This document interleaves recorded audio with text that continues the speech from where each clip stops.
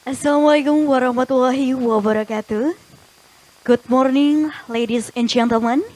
It's my great honor to welcome you to the first International Conference on Agriculture and Food System, ICAFS 2025, proudly organized by the Agribusiness Department, Faculty of Agriculture, Universitas 11 Maret, Indonesia, and support by the Indonesian Agribusiness Association. The theme of this conference is Building Resilient Agriculture and Food System, Strategies for Overcoming Disruption and Ensuring Food Security.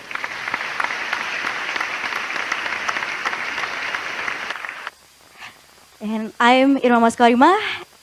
I will be your master of ceremony throughout today's program. To begin our event, let's honor our national by singing our national anthem, Indonesia Raya, together.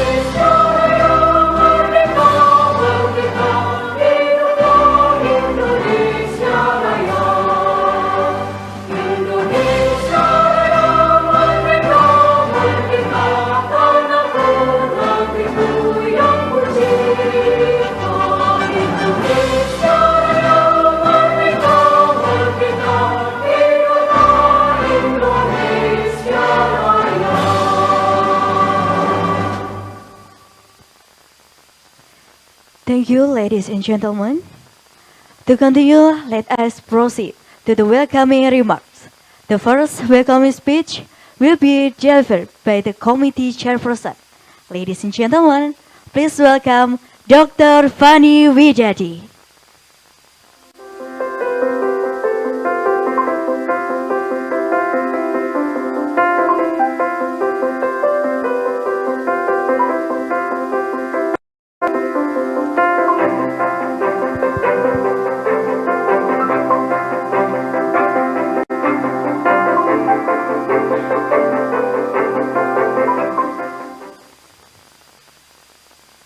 Assalamualaikum warahmatullahi wabarakatuh. Good morning, ladies and gentlemen.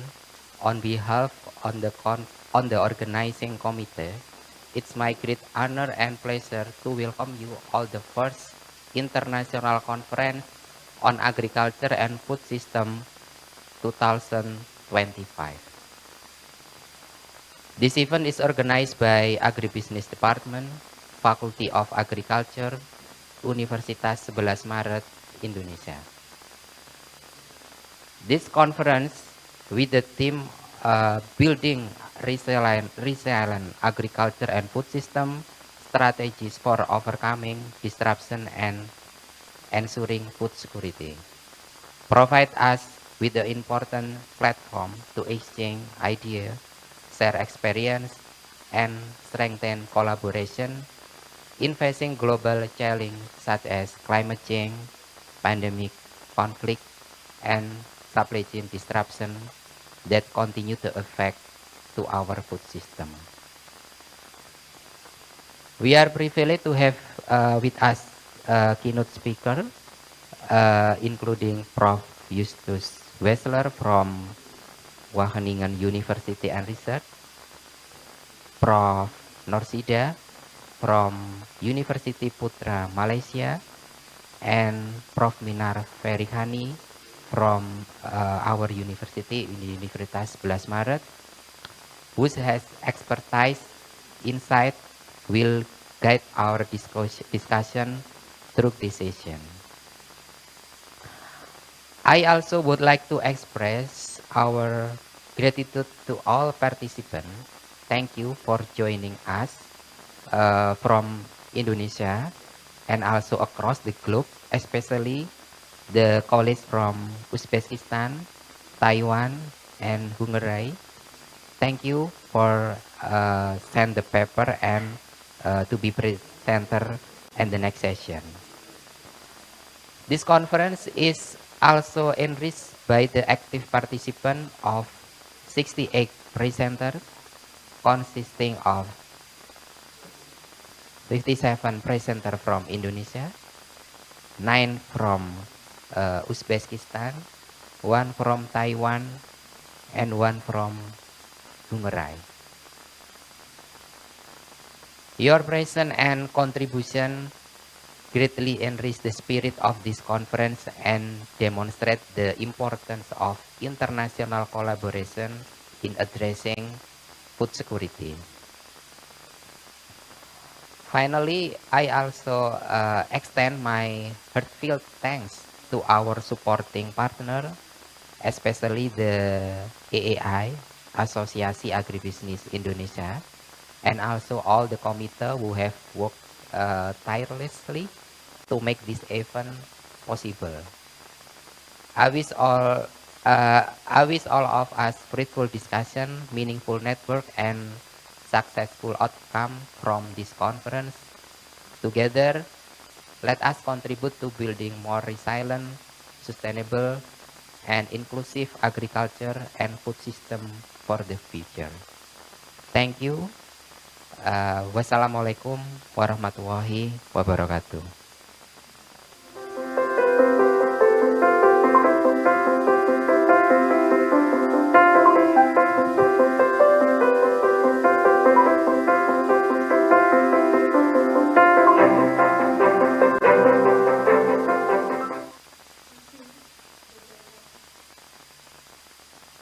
Thank you, Dr. Fani, for the remarks.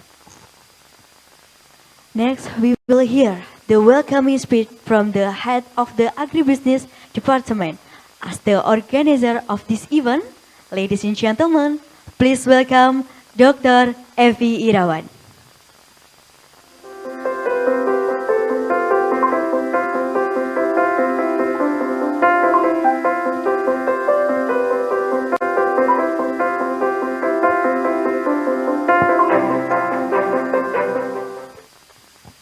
Assalamualaikum warahmatullahi wabarakatuh.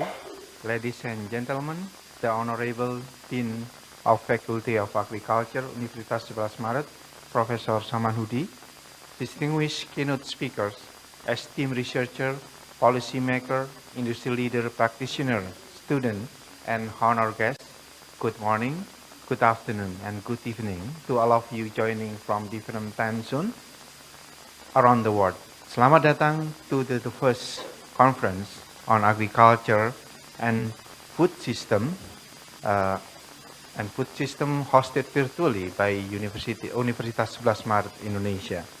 On behalf of the Agribusiness Study Program, Faculty of Agriculture, Universitas 11 Maret, it is my great pleasure to welcome you to this fully online gathering. We are grateful that you have made the time, wherever you are, to connect, collaborate, and contribute to this important conversation.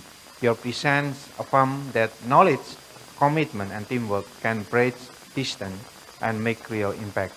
Our team, Building Resilient Agriculture and Food System, Strategies for Overcoming Disruptions and Ensuring Food Security, could not be more timely.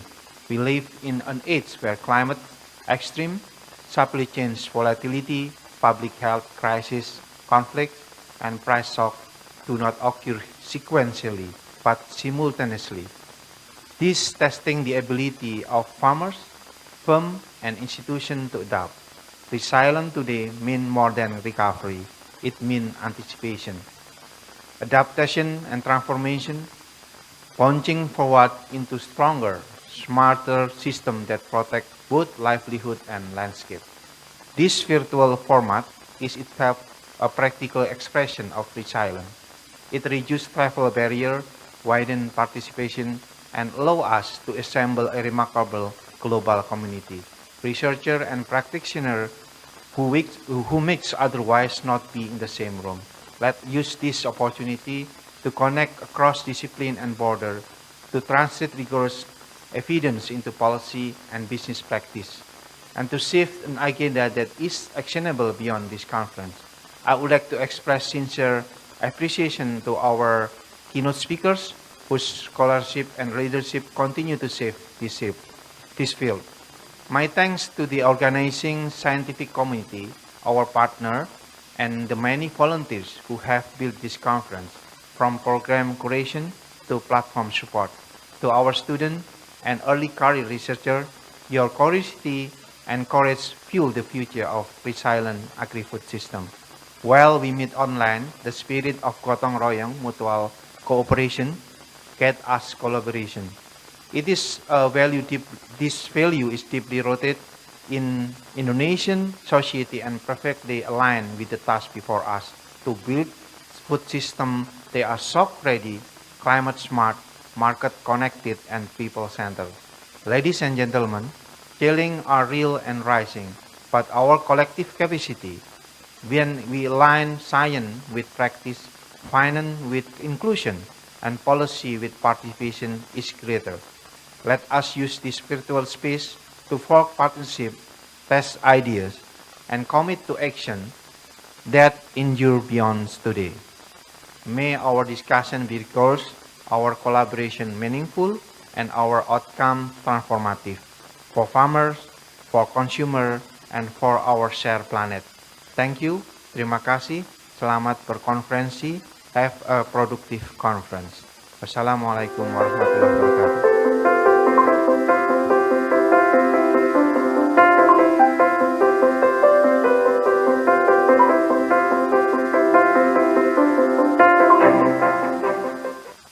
Thank you very much, Dr. Evi Irawan. Next, we will have the welcoming address. Let us begin by inviting Dean of the Faculty of Agriculture, Universitas 11 Maret, to deliver his remark. Ladies and gentlemen, please welcome Professor Dr. Insinyur Samanhudi, SPMSI IPM ASEAN Engineering, APEC Engineering.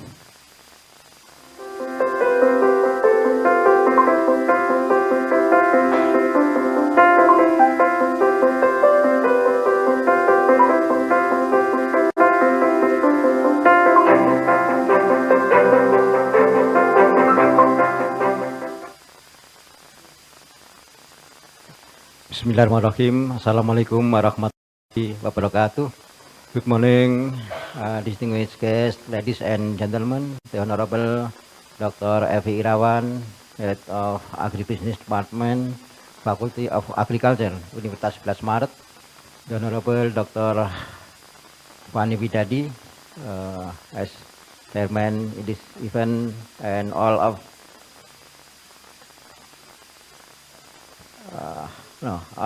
committee, all of committee in this event, and all of participants. It is my great honor and pleasure to warmly welcome you all to the first international conference on agriculture and food system 2025.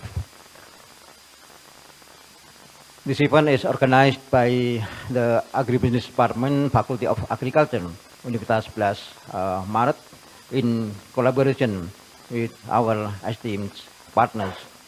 First and foremost, let us give thanks to Allah Subhanahu wa Ta'ala, the Almighty, for granting us her wisdom and the opportunity to gather here today.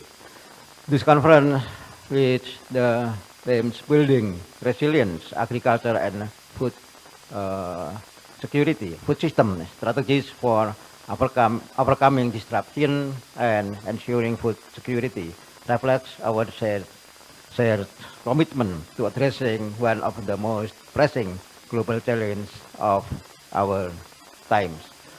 We are deeply honored to welcome our distinguished keynote speakers. The first is Professor Justus Wessler from Wageningen University and Research, the Netherlands, and the second, Professor Nursida from University Putra, Malaysia, and then Professor Minar Feritani from Universitas 11 Maret. On behalf of the Faculty of Agriculture, Universitas 11 Maret, I extend my heartfelt gratitude for your valuable time, insights, and willingness to share your expertise with us.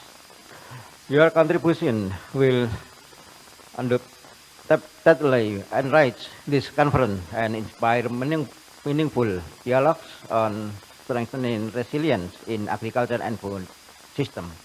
I would also like to express my sincere appreciation to all participants joining us from around the world, including Indonesia, Uzbekistan, Hungary, and Taiwan. Your presence demonstrates that global commitment to building more resilient and sustainable food system, and we are truly grateful for your active participation in this important event. This conference brings together academics, researchers, policymakers, industry professionals, and students from across the globe. I believe it will foster meaningful discussion, strengthen international collaboration, and generate actionable strategies to ensure food security and sustainability for present and future generations. On behalf of the Faculty of Agriculture, I also wish to express my deep appreciation to the organizing committee, the supporting institution, and all contributors who have worked tirelessly to make this event possible. Finally, I invite all participants to actively engage, collaborate, and network throughout the session. By this conference, not only enrich our academic knowledge, but also inspire real contribution to resilient agriculture and food system globally. With Bismillahirrahmanirrahim, I officially welcome you to the first International Conference on Agriculture and Food System 2025. Wassalamualaikum warahmatullahi wabarakatuh.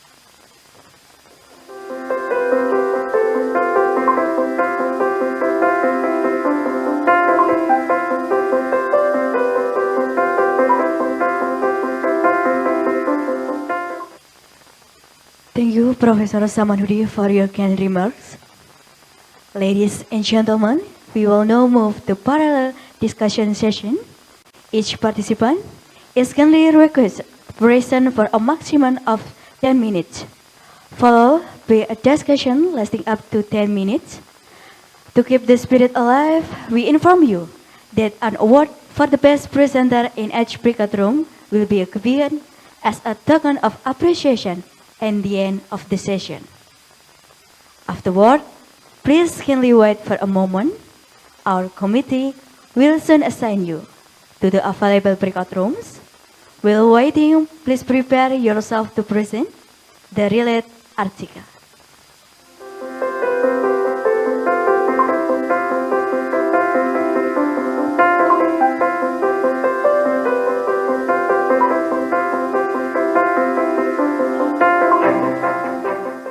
Welcome back, participant. We trust that you remain engaged as we proceed with the program. We are honored to present three distinguished keynote speakers who possess extensive expertise in their respective field who will deliver the speech during this afternoon session. Also, please be reminded that at the conclusion of this event, award will be presented to best presenter in each breakout room.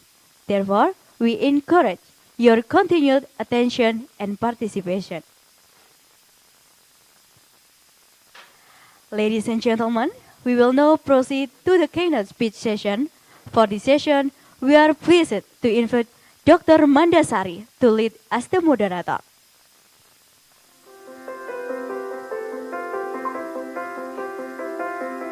Dr. Mandasari is a lecturer in the Agribusiness Department, Universitas 11 Maret.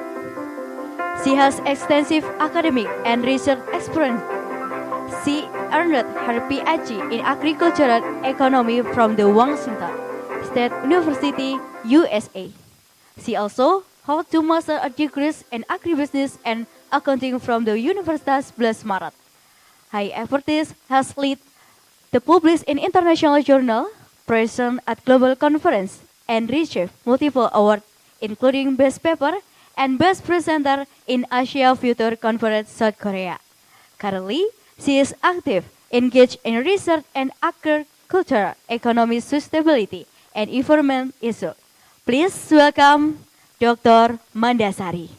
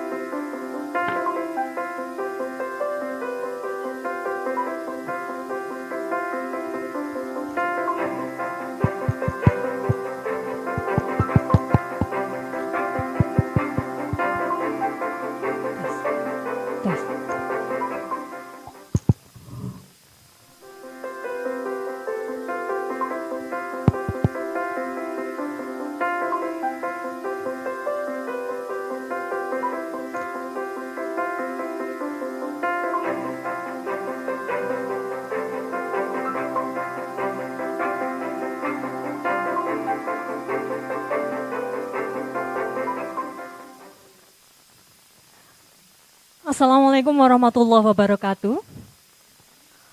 Good afternoon, ladies and gentlemen.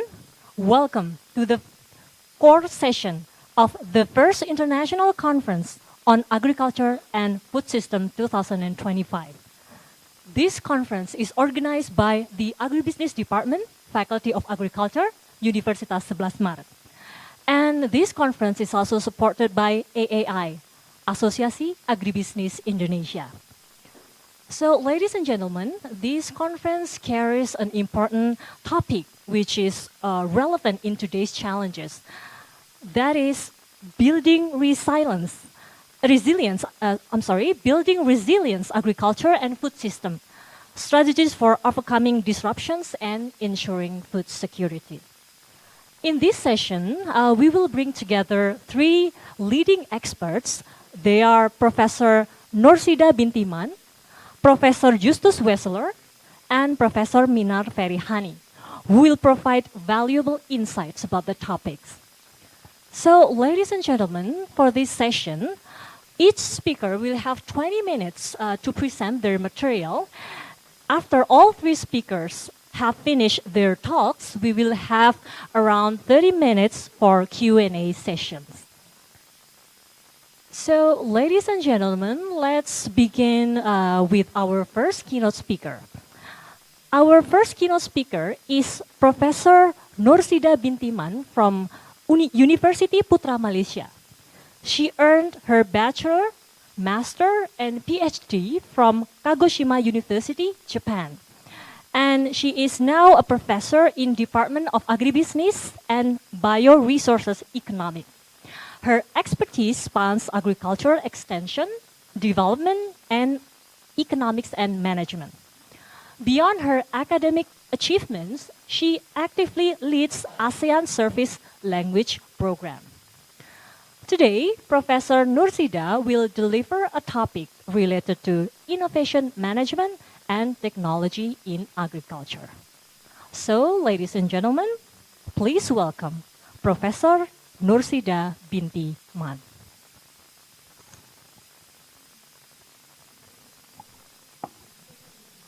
Share this.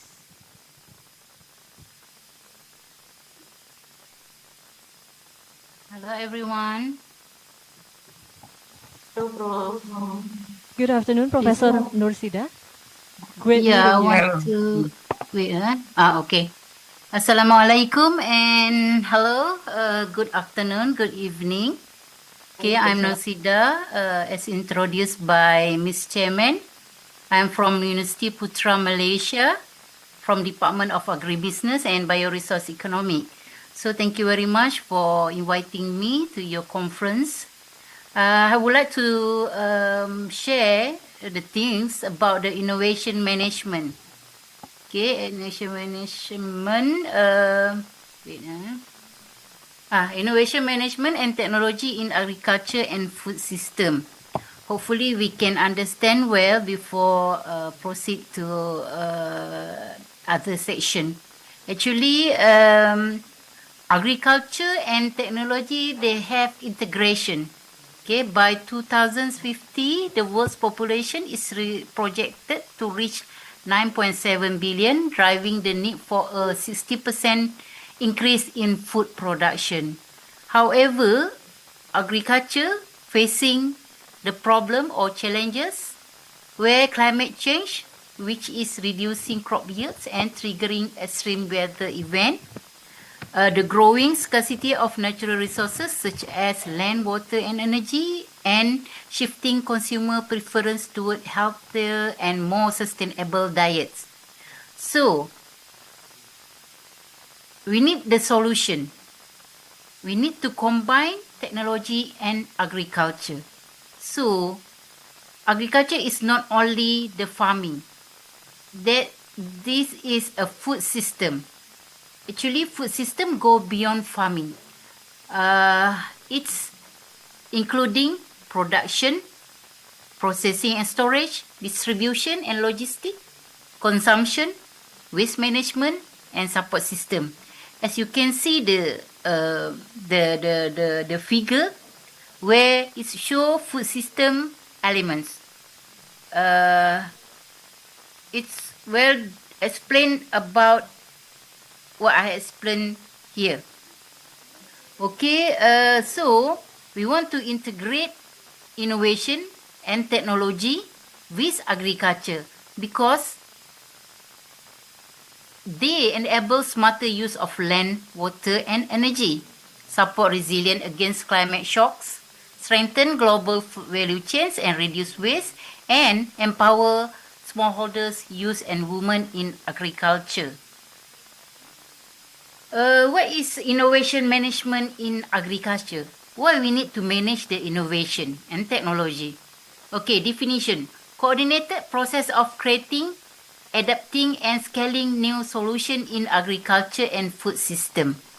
And then, the dimension is technological innovation, IoT, AI, robotic, etc., organizational innovation, cooperative, contract farming, value chain integration, and social innovation, youth engagement, women empowerment, community farming.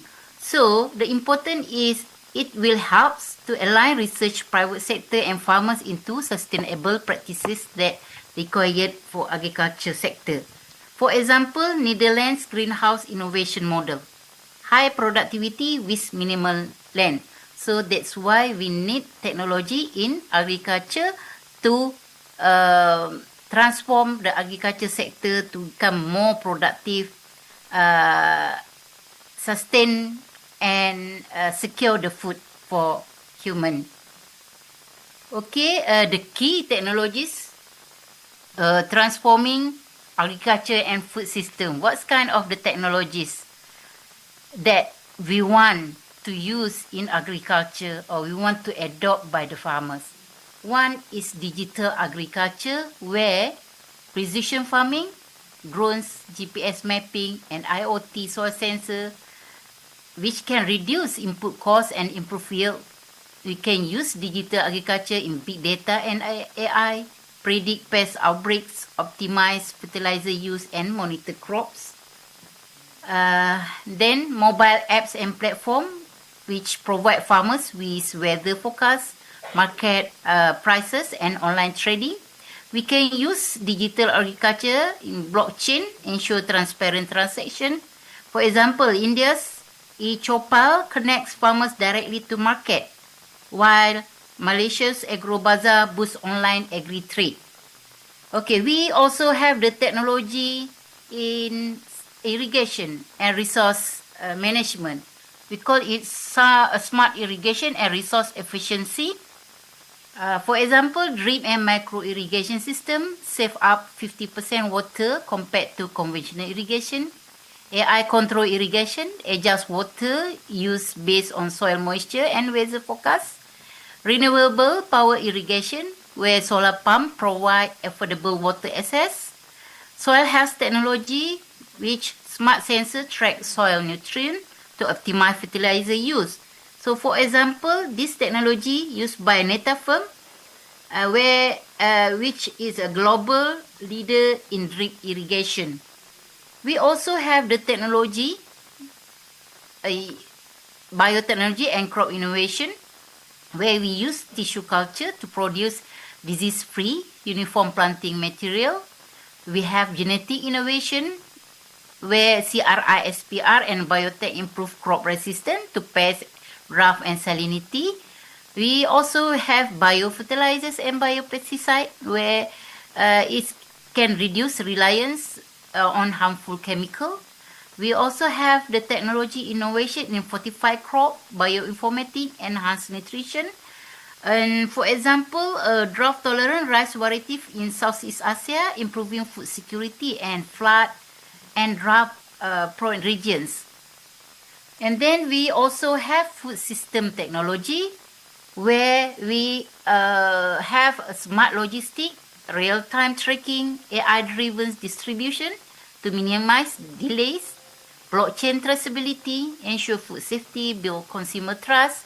We have also cold chain innovation, reduce post-harvest losses, currently up to 30% in many developing countries.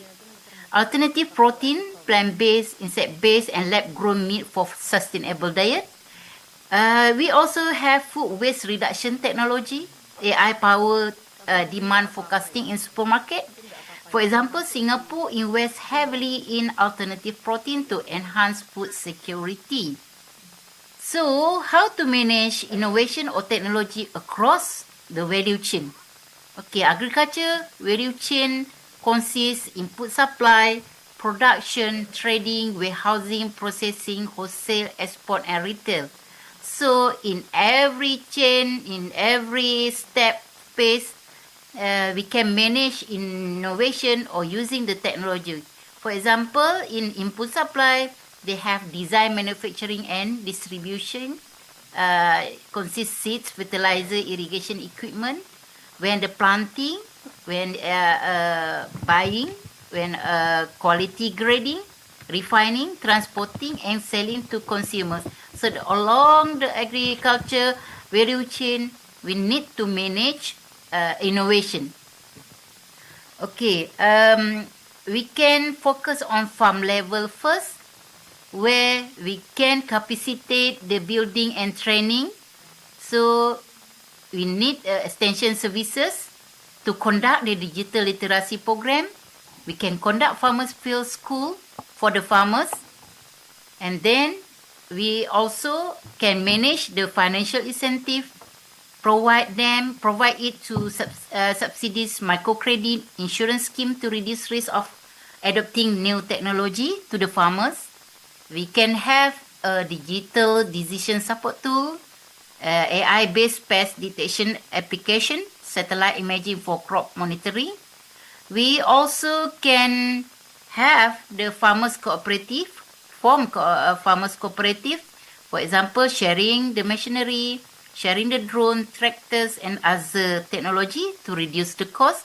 Example, Kenya's Digital Green use video-based training for rural farmers.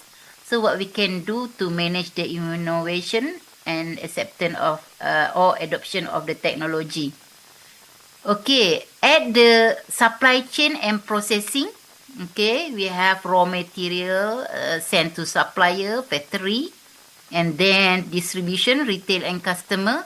So we can use the technology innovation as a digital platform for market access. We also can use blockchain for trust in export. We can use automation and robotic, some sorting, grading, packaging machine to improve efficiency. We can also use innovation and technology of cold chain logistics. For example, in Indonesia, Tani Hub platform connects small farmers with restaurants and retailers. At the level of retail and consumer, we can use the technology for smart packaging, where shelf life sensor, QR code for traceability, biodegradable packaging to reduce waste, e-commerce platform, expanding access to fresh produce via online grocery and delivery system. We also need to do consumer awareness campaigns to promote the sustainable diet. We can also personalize nutrition using AI app suggesting healthy diet. For example, European supermarket use dynamic pricing, AI-driven discount to reduce food waste.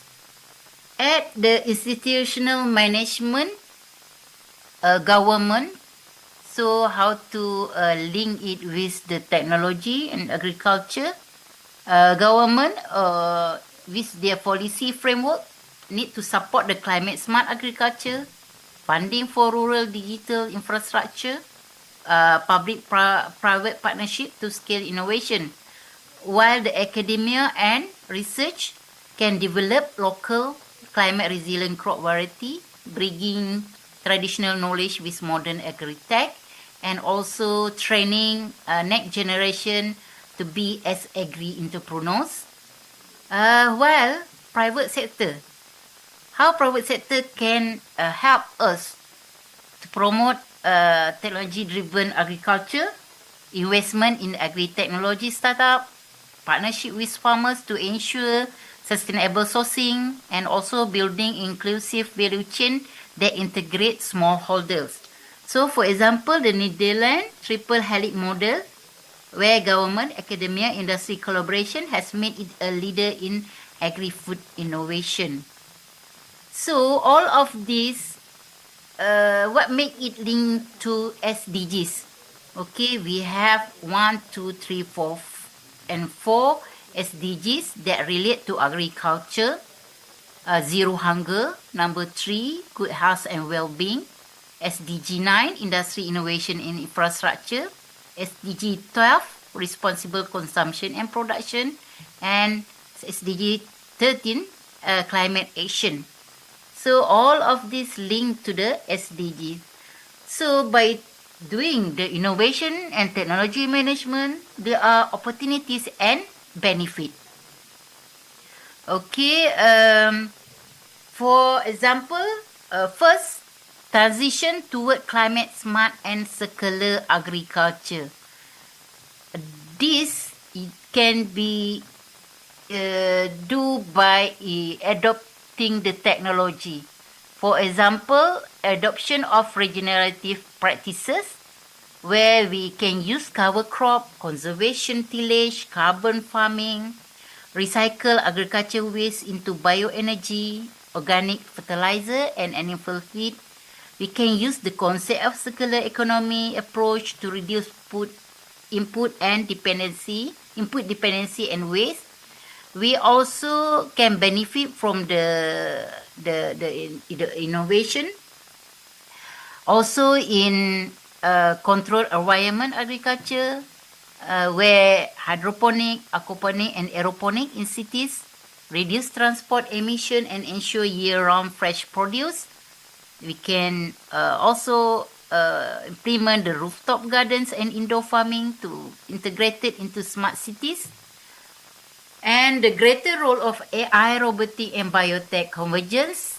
So this technology, AI-powered predictive analytic for climate and pest risk, robotic for automated weeding, harvesting, and packaging, and also convergence of biotech plus digital tool to personalize nutrition, generated resilient crop, and also we can benefit it in alternative food sources, expansion of plant-based protein, potential to reduce pressure on land, water, and biodiversity, opens new agri-food market and consumer choice. And we also can have green finance and investment, growth of impact, investing in green bond for sustainable agriculture, financing model tailored for smallholders and agri-tech startups. So for youth and women in agripreneurship, it also can use increasing role of youth innovator in agri-tech startup, women-led agribusiness model, digital platform empowering new entrants into farming, global cooperation and policy harmonization, and then we need to consumer-driven transformation, and also we need to call for the action. This is all benefit and the opportunity that we can have from the technology innovation management. So for the challenges and consideration, we need to make sure we can have solution in digital divide, where we have facing problem or challenges where smallholders in rural areas often lack access to internet connectivity, smartphone or digital tools, risk of widening inequality between large commercials, farm and small farm. We need also need consideration how to solve the problem of high upfront costs, where the drone, IoT, sensor, AI system in agriculture require significant investment. And then smallholders often face limited credit access and high financial risk. While the data privacy and ownership also a matter where farmers may lose control of their data when shared with large agribusiness or technology company. Need for clear regulation and on data security, ownership and fair use. It's also facing with the inclusive policy, women, youth, rural community, often excluded from decision making. Policy must ensure fair access to training, finance, and land rights. And then we also have difficulty or challenges, problem in knowledge and skill gap, where farmers may lack technical knowledge to adopt or maintain modern technologies. Need for strong extension service and digital literacy program for the solution. It's also relating to infrastructure limitation, where poor electricity in the rural area, remote area, weak logistics, and lack of storage facility hinder technology adoption. Then, if we want to adopt the cold chain and smart logistics, it may require significant investment. And then we also facing the problem with the resistance to change, where cultural preference, reliance on traditional farming practices can slow adoption of innovation and technology. Sometimes farmers may mistrust unfamiliar technologies. And then we also need to concern about the environmental. Our reliance on biotech or mechanization also could create new ecological risks if mismanaged. E-waste from discarded sensor or device may rise. And we also have the problem with uncertainty market and policy. Lack of stable policy or weak enforcement discourage private sector investment. Farmers also face volatile market prices that undermine confidence in investing in technology. So, as a conclusion, innovation, technology, effective management, are not separate elements. They are three pillars, okay, of a truly sustainable food system. Innovation gives us new ideas.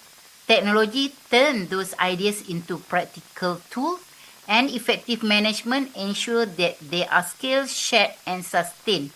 When these forces work together, we can feed a growing population and safeguard our environment, empower farmers, and create healthier food system for all.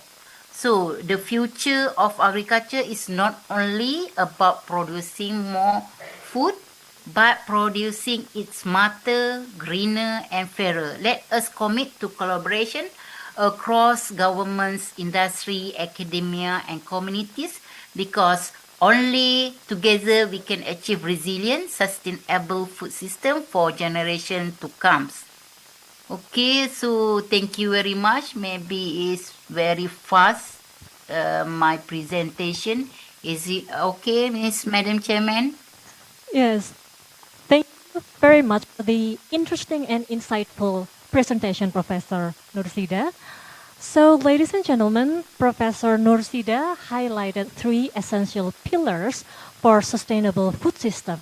There are innovation, technology, and effective management.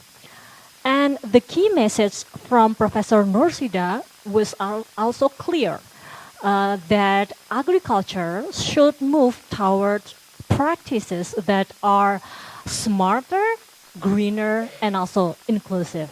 So that was really, really enlightening. Thank you so much, Professor Nursida. So, Thank you very ladies and gentlemen, we continue to the next speakers. That is Professor Justus Wessler from Wageningen University and Research, the Netherlands. Professor Wessler holds a degree in agriculture, environmental, and natural resources economics from the University of Göttingen, Germany.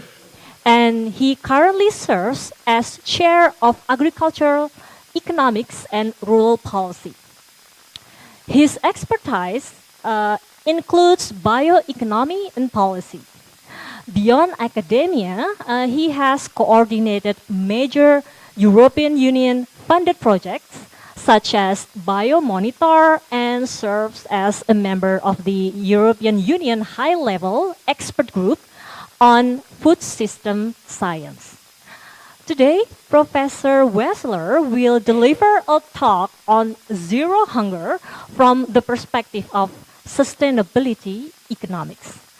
So, ladies and gentlemen, please welcome Professor Wessler.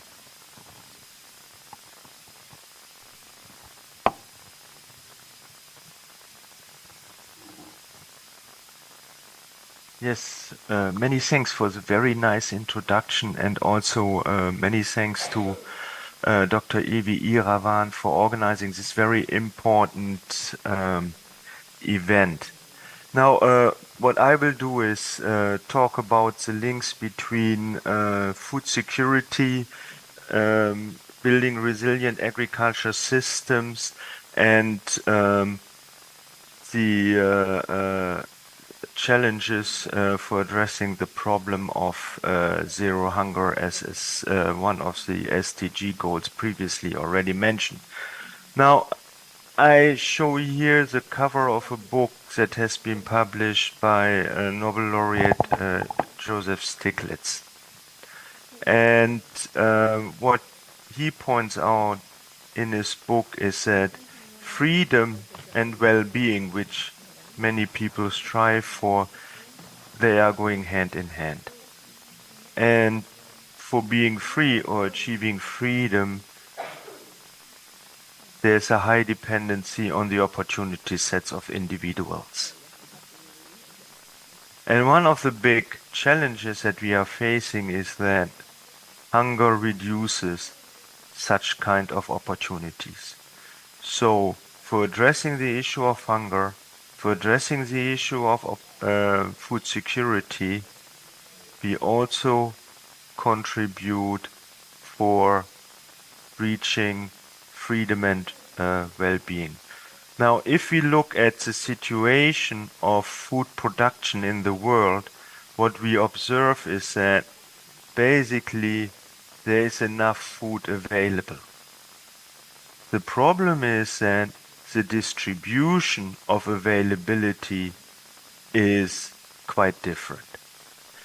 There is still, despite having enough calories being produced worldwide, strong undernourishment in regions of the world, as shown here in this map.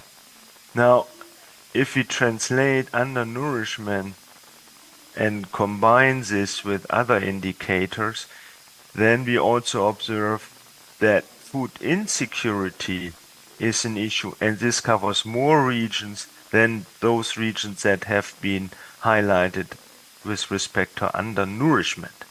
Now, if we then further look into what we call hidden hunger, that is the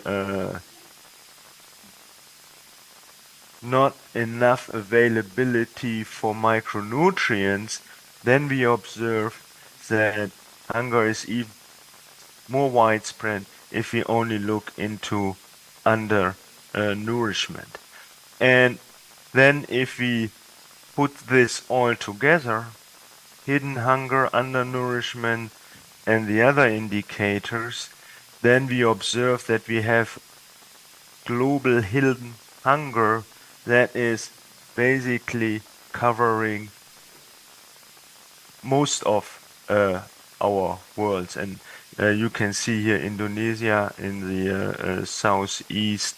It is somewhere in the middle there. Now, for addressing this, for trying to contribute to reduce hunger,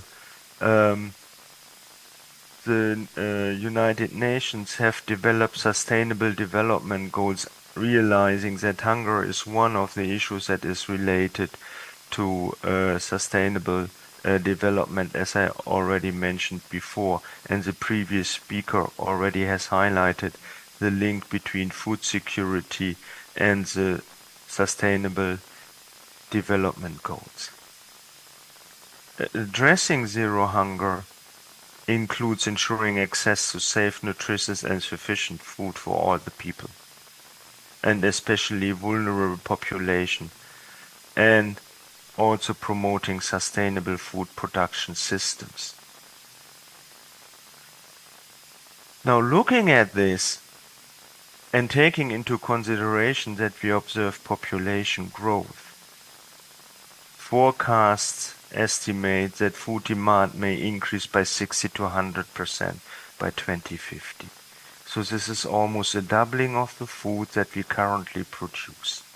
That has to do not also with population change, but also with income changes in major countries and the changes in food demand that are a result of this. So what this basically means is that reducing hunger requires an increase in food supply. And based on information that we have and number of studies, this increases the pressure on the environment. And further, increasing food production is also challenged by climate change. And taking this together, this has a challenge for sustainable development.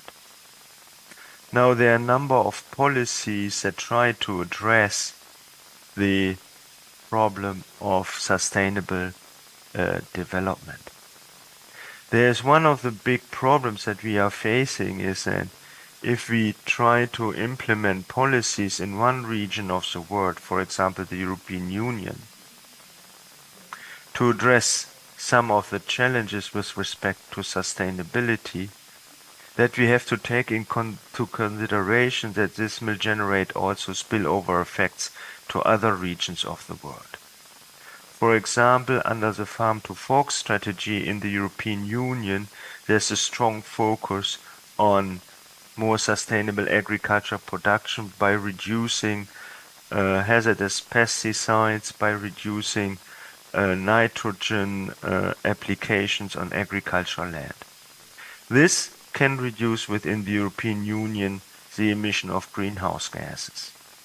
But if the European Union, for example, produces less food, then considering increase in food demand, other regions of the world will definitely increase their food supplies. And then we have a reduction in greenhouse gas emissions maybe in the European Union, but an increase potentially in other regions of the world. And if we take this into consideration, then the farm-to-fork strategy, for example, in the European Union, may in the end not result in an overall greenhouse gas emission reduction. And that is basically also due to the fact that when we look at efficiency in production, European Union agriculture is highly efficient in comparison to many other regions of the world that would then jump in to upgrade their agriculture production. Now, for addressing this sustainability challenge, we have to look for new solutions to being able to produce food sustainable. And there are a lot of opportunities that are related to the use of modern biotechnology.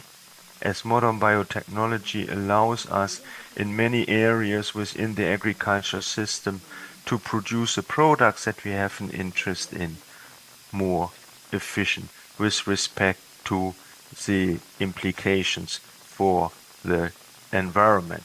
Now there are a number of technologies, and many have already been mentioned. For example, using genome editing in agriculture. This slide here shows applications that have been mentioned in the literature. We can talk about other solutions such as plant-based alternatives to meat, considering the increase in meat demand. We can think about, for example, cultured meat with less impact on the environment, the use of animal insects as a source for protein, which allows to recycle waste. They require lower energy amounts. Another example is using modern aquaculture to address the increase in demand for aquaculture products with an increase in income. We talk about closed aquaculture systems that have less negative implications on the environment and may also provide a contribution to protect coastal areas. Now, there's always a big debate about to what extent we should go ahead with these new technologies. We have a lot of debates about the risks related to the introduction of new technologies and how we should look at those risks. Now, in international agreements, we often find the reference being made to the precautionary principle. And in the science of philosophy, the precautionary principle has some links to what is called Pascal's wager, who was a famous philosopher and a mathematician in the European Union. And if you follow the logic of Pascal, then I quote here, given an unknown but non-zero probability of God's, or for Indonesia maybe Allah's existence, and the infinity of the reward of an eternal life, the rational option would be to conduct one's earthly life as if God indeed exists. So if we cannot exclude, linking this now to new technologies, that there might be a risk, then we should be extremely careful and perhaps not introduce a new technology. Now, there's a flaw with this kind of reasoning, and that is the many gods objection.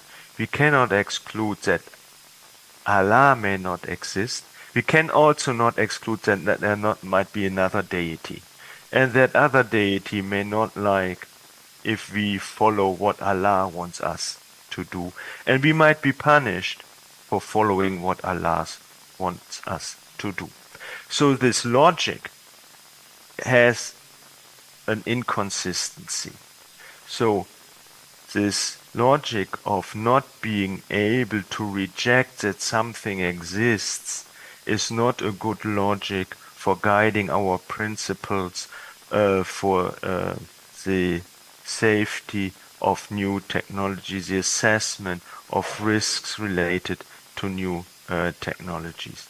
Now, economists have intensively worked on this issue and being aware about how we should address new technologies, new ideas, considering there might be uncertainty related to these new ideas, and also considering that we are facing a sustainability challenge where we need new solutions for being able to further develop in a sustainable way.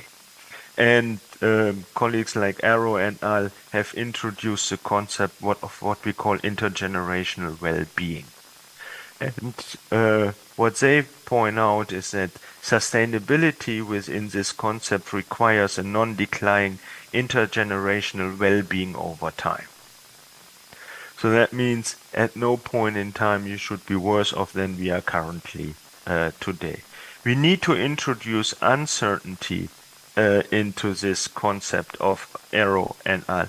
And we also need to consider that some of the activities that we may implement are to a certain extent irreversible when we think about destroying a virgin forest on the island of Kalimantan, for example, or if we consider the investments being needed for developing new solutions.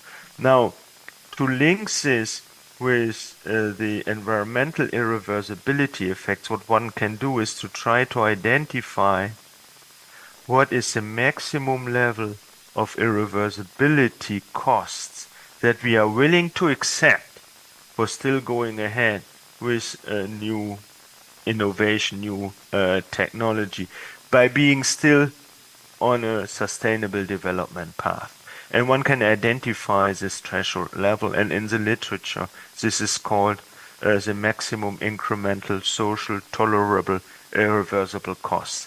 And we can try to identify this with respect to new technologies and check whether or not we are above that threshold level, and if that is the case, we should not go ahead and wait for more information, improve the technology before we release this into the environment, so to say. Or if we are below this threshold level, we have from an economic reason a good argument for going ahead and still being on a sustainable development path.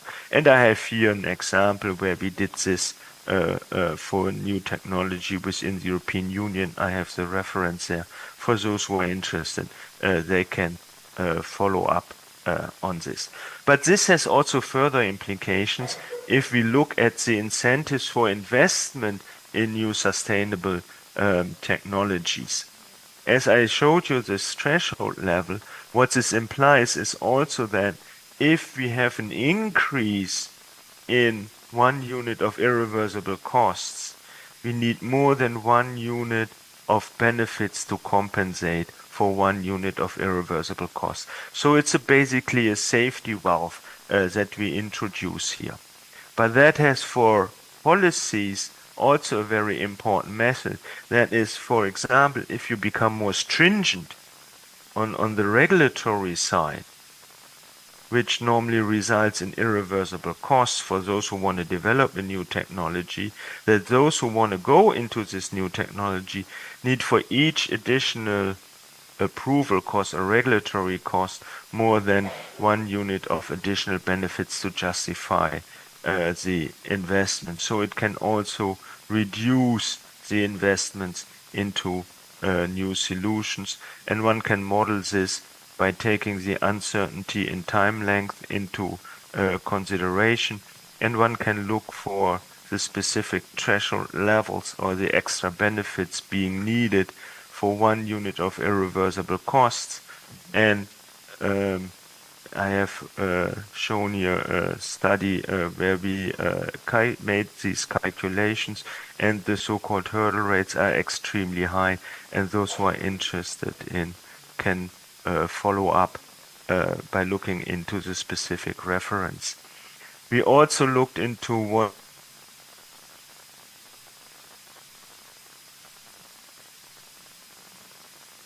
into markets by basically reducing the time length of getting a new product on the market. So this has been done using a general equilibrium model. And what this illustrates is that there can be substantial gains for society if we just speed up this translation. And that is possible without compromising on safety. It has just to do how we organize the approval processes within our countries. Now, there is another issue, and that is related to what we call regulation, technological choice, and the law. And legal environments can have a strong effect on the comparative advantage of one or the other technology. And we have to take this into consideration, as this can have strong economic implications for further sustainable development. And again, I have placed here a reference. Due to time constraints, I will not go into the details. And as I have already mentioned, new technologies are often not undisputed. And one of the prime examples is a golden rice, where there is a possibility to increase the supply of beta-carotene within rice to reduce vitamin A deficiency, which is in particular a challenge for children, affecting their further development. But there has been a lot of opposition to the introduction of this new technology, and that can be explained by political economy models, and that this matters is illustrated here by this quote from the African Union. And one can assess the implications by looking into the more details of the model. And again, I have listed here a reference, and we did a study looking into African countries about the costs that are related to the foregone benefits by postponing the introduction of access to new technologies that address food security and hunger. Now, having all said that, what should we do? And when you look to the scientific literature, what has become now one of the prominent views on looking at is to look into research and development ecosystems, where we try to put together not only the education and research that we do at university level, but to link this also with private sector initiatives and with government initiatives. So basically what one tries to do is to overcome the institutional challenges that are preventing the implementation of technological change. And institutional change is more difficult to implement than technological change. And that is where the ecosystems then become an important tool for addressing these challenges. And we talk there about innovation and production supply chains. We have the Berkeley model. We have the Wageningen model to put all these things together. And we have other helix models that look at these challenges. Now, to conclude, reducing hunger increases opportunities, and that is important for well-being. Technical change in this regard is extremely important, otherwise we don't have new opportunities for addressing the problems we are facing. But getting technological change work requires institutional change. And even with what we may call good institutions, the regulatory environment that we have with good institutions can kill the impact that we would like to achieve. And institutional and regular change is far more difficult and needs more attention. And that is where we need the innovation systems. And if you want to do more, there are 3 reports that I also have been involved. You can look them up. Also English versions are available. And next year we will discuss these issues in more detail at the ICABR conference in Ravello. And I invite you all to join and come to the conference. So finally, many colleagues have contributed to the research I was presenting, but the views expressed are mine and may not necessarily theirs. With this, I like to finish, and I have to excuse myself. Unfortunately, I have to move to another policy meeting now and might not be able to respond to comments and questions in the chat, but you can also drop me an email, and I'm very happy to reply and respond. Mary, thank you very much for your attention. Okay, thank you very much for the in-depth and also enlightening presentation, Professor Wessler. So Professor Wessler emphasized that achieving zero hunger requires more than just increasing food supply. It also entails ensuring access to nutritious food and also creating opportunity for well-being, such as biotechnology and also genome editing. His key message was also strong. That is, reducing hunger not only needs innovation and also technology, but also requires strong support from the institution as well as policy to make the real progress. Is that right, Professor Wessler? Yes. We would like to say deepest thanks to Professor Wessler, and if the audience wants to ask question to Professor Wessler, we will receive the question, and we can and Professor Wessler can also respond that via email. Thank you so much once again for attending this conference. Thank you. So, ladies and gentlemen, we move to the next speakers. That is Professor Minar Ferihani. So Professor Minar Ferihani completed her bachelor, master, and doctoral degree from Universitas Gadjah Mada, Indonesia. And she is now a professor in the agribusiness department, specializing in social economics of agriculture. Professor Ferihani is also actively involved in farmer empowerment through Women Farmers Association and international collaboration aimed at strengthening local agricultural resilience. Today, Professor Ferihani will deliver a talk on strategies to improve Indonesia's food security. So, ladies and gentlemen, please welcome Professor Ferihani.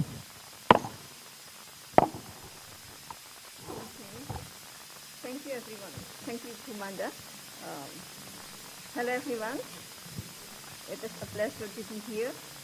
I want to thank you for organizing the event, and I want on myself.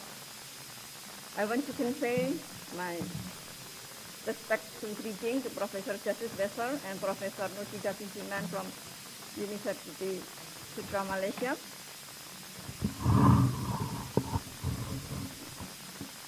In my presentation, I'm going to talk about Indonesia's general program and share some experience from my research related to building resilient agriculture and food system, strategies for overcoming disruption and ensuring food security. So let's start the presentation.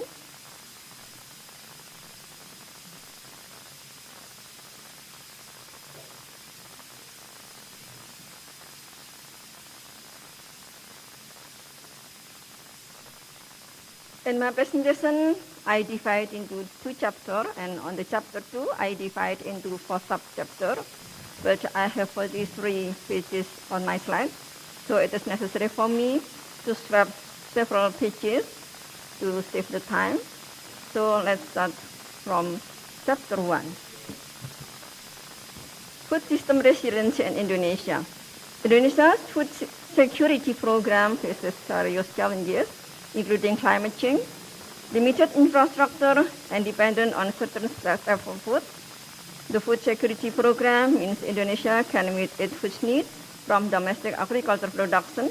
Local food security has numerous benefits, such as reducing import dependence and strengthening regional economics. We have various challenges in food security programs, such as the key challenges such as climate change, infrastructure limitation, conversion of agricultural land, dependent on specific food, lack of food knowledge and technology, and economic and social challenges. Now we turn to SRI. SRI is system of rice intensification that is a productive, adaptive, water efficient, and environmentally friendly rice farming method. Asset optimize 7 points of agroecosystem potential, thereby increasing production up to 3 to 4 times per planting hole. Below are the topics that I can convey based on my continuous research from 2010-2023. My consultation in 2011 with Professor Norman Thomas Uphoff, the head of CFAT at Cornell University, who developed the SRI method across various countries. The picture is on the right side of my slide. He provided paper on the topic of Katayama's learning model that written by Father Henry Laulani, who first discovered the SRI method in Madagascar in 1983 to 1984. The picture is on the left side. The paper contains a theory of how rice plant growth can be described in a table that is very useful for maximizing its growth according to the physiological and agroecosystem properties of the rice plant. The result of the research conducted in various countries shows the superior economic potential of the SRI. This is the table. And the magnitude value of the RC ratio is because SRI practices can reduce variable cost up to 40% and increase production per land area. Some of my research related to the SRI method, which was conducted in 2010 in Bantul Regency, 2011 in Sleman Regency, and from 2014 to 2017 in coastal areas. All of my research showed that the advantage of the SRI method, apart from providing higher level of production and productivity compared to the conventional method, are that it can also adapt to rain-fed land, coastal land, and land intruded by brackish water.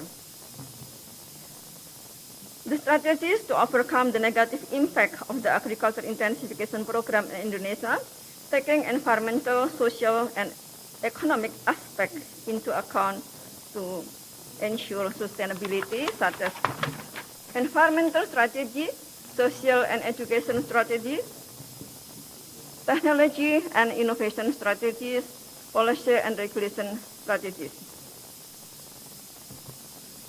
Now let us review one of my activities that we conducted in 2023 in developing the implementation of agriculture intensification with farmers in Jedus Hamlet, Karanganyar Regency.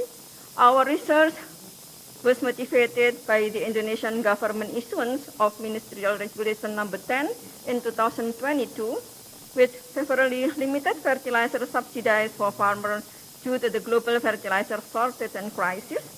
We gave a tutorial to farmers in Jedus Hamlet on how to make their organic fertilizer using rapid urine as the raw material. As rapid urine is the type of livestock urine rich in nutrients and is inexpensive. We gave direction on making liquid organic fertilizer from rapid urine to a farmer group. This is the documentation of my research. The results show that the production of liquid organic fertilizer independently by farmers, which is applied on rice farming to replace synthetic fertilizer, provided the following benefits, such as farmers get variable cost saving of 32.17% of total variable cost in rice farming. Then farmers get an additional income of IDR 870,000 monthly or IDR 610,000 per planting season only by using one sub of the composure. Now we turn to subchapter 2, agricultural extensification. This program aims to expand planted area, increase national food production, and reduce import dependence. We have 3 eras on the agricultural extensification program. The first is Dutch colonial era in 1870. The colonial government opening new agricultural land through the agrarian policy, which became Indonesia's forerunner on agriculture extensification. Then the second is New Order era from 1970 to 1990. The government promoted the Green Revolution, which included agriculture intensification and extensification. The program such as BIMAS, INMAS, INSUS, and supra-INSUS aim to increase food production and expand agricultural land. Then the last is modern era, 5.0 food estate from 2020 to present. The government is developing large-scale agriculture on marginal land in response to the threat of a food crisis during the COVID-19 pandemic. Among this program are new rice field development program, peatland and coastal development, rice field rejuvenation program, collaboration between the Ministry of Public Works and the Ministry of Agriculture and Food Estate. Now let us review one more time my activities in developing extended coastal land agriculture with farmers in the hinterland of mangrove forest of Nusa Kambangan Island in 2013 and until 2017. The research was motivated by the economic activities of local community, who are generally fishermen, which can no longer be relied upon their primary source of livelihood due to the condition of the marine environment around them experiencing overfishing and the destruction of mangrove forests due to their use for the economic activities of the local community. The situation prompted us to direct the local community to activate rice farming activities to complement their livelihood as fishermen. We tried implementing the SRE method with a modified irrigation system on rain-fed and brackish water intruded land. We taught SRE practices along with the Difuros with 6 wheels on the island and worked on providing water-borne irrigation system. Furthermore, because the research site was remote and difficult to access, we taught the production of liquid organic fertilizer by bringing rabbits from the Java Island to the research site. We also taught local farmers how to make botanical pesticides. This is the documentation of my research.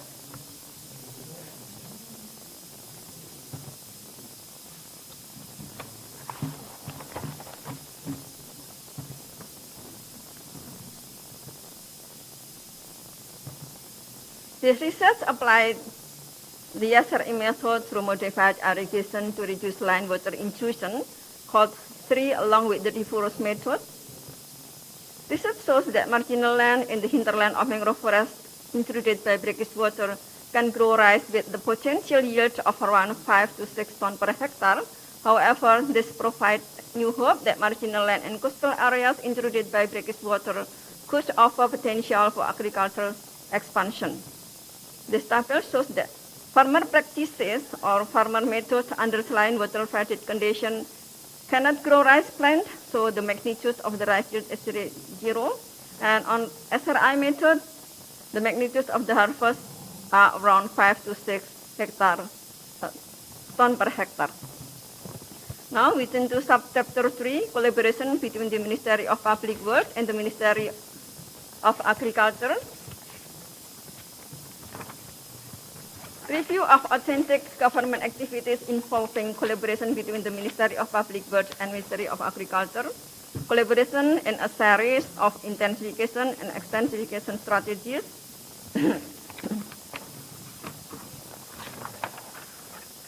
On intensification strategies, we have target area for 1 million hectares and focus on activities such as irrigation optimization, IP improvement and rehabilitation.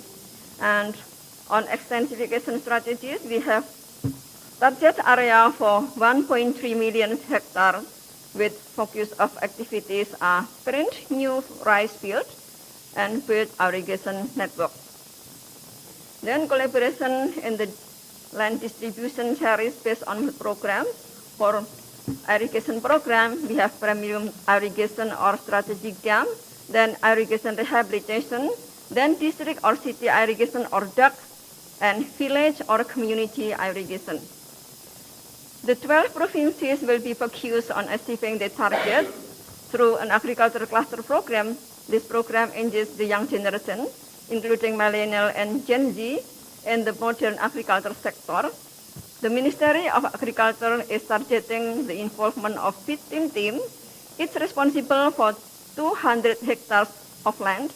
Currently, there are 3 million young people registered in the field.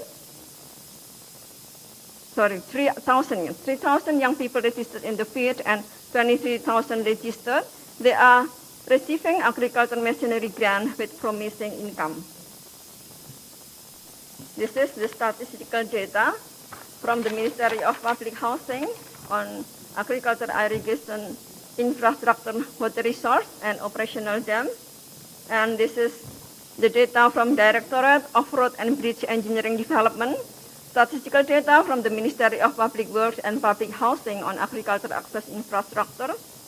And now we turn to subchapter 4, or the last subchapter, innovation, technology, management, and agricultural and food system were developed in Indonesia. We divide into two parts. Part A is latest agricultural technology. We have Internet of Things, artificial intelligence, drone and robotics, and big data and mobile apps, crop management, supply chain, and product marketing. Then on part B, innovation management in food system, we have precision agriculture, sustainable agro-technology, and supply chain digitalization. The pages below are the elaboration from this chart on this page. We have latest agricultural technology such as Internet of Things. Case study in Pacitan Regency, Indonesia. This was used to identify and map production areas for superior food crop commodities. The result revealed two main clusters in the northeast and the northwest of the region. Then artificial intelligence. We have collaboration and national roadmap, such as the government and CORICA, or Artificial Intelligence Industry Research and Innovation Collaboration, are developing the 2030 AI roadmap, which includes the agriculture sector as a strategic priority. And the focus is on developing ethical, inclusive AI and in line with local cultural values, as well as strengthening Indonesia's agricultural data sovereignty. And on drone and robotics, in addition, the government has begun developing more cost-effective and environmentally friendly solar-based irrigation systems for areas with limited water resources. It also uses local sensor technology to detect common plant pests and disease in Indonesia. This is the picture, preparation for using drone in the field. In big data and mobile apps, crop management, supply chain, and product marketing, example of local application in Indonesia such as eGrower and Total ERP have helped farmers digitally manage hundreds of hectares of land, even teaching hydroponic techniques and proper fertilizer dosing system. And part B, innovation management in food system, we have precision agriculture, sustainable agro-technology, and supply chain digitalization.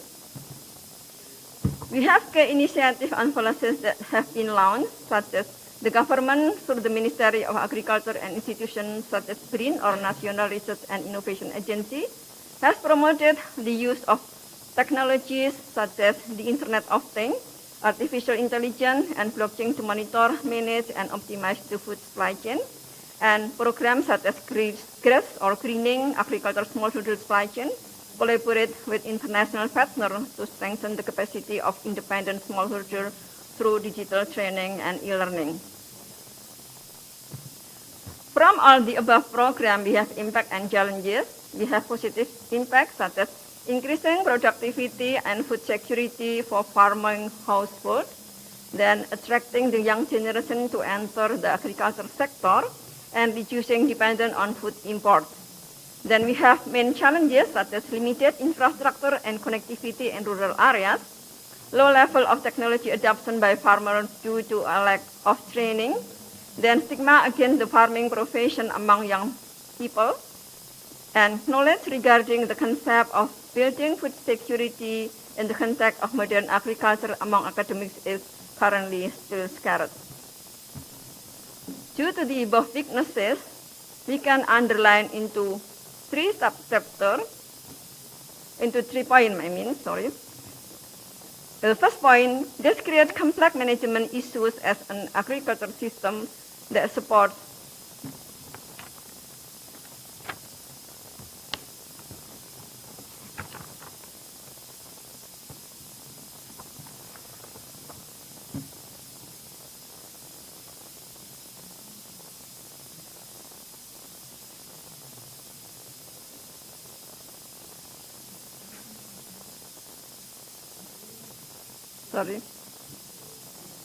The second point, consequently, a complete overhaul of the farmers' institution system is needed, adapting and innovating to local wisdom with the participants of the government and village institutions. Then the last point is, it is the government responsibility to foster, assist, and support the development of operational solutions specific to each region and commodity to achieve regional economic growth targets.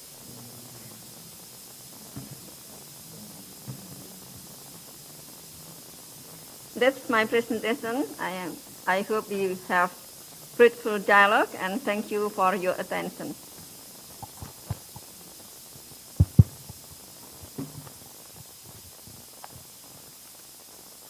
Many thanks for your inspiring talk, Professor Ferihani.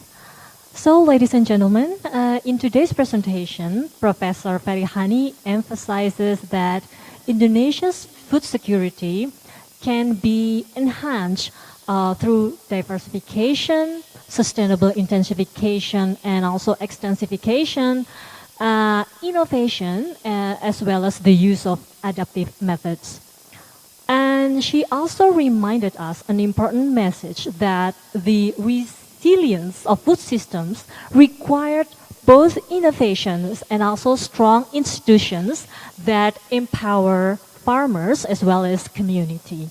So, ladies and gentlemen, by that, we completed the presentation for the three speakers. Ladies and gentlemen, before we move to the QA session, we will have a break photo session. I kindly invite the keynote speakers and also audience to turn your camera on, and so that we can capture this moment. Please stay on cam for a while. Thank you. Smile, please.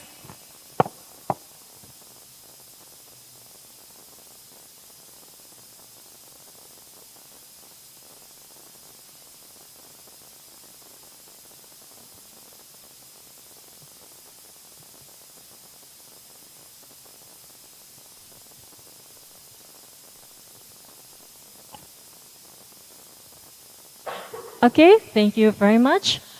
So, again, thank you for our three keynote speakers and for the rich and insightful presentation. So, ladies and gentlemen, we will now begin to the Q&A session. This is your chance to ask a question to the keynote speakers. Please raise hand feature on your screen or type questions on your chat box. For the first part, we will have 3 questions from the audience. We welcome you to ask questions.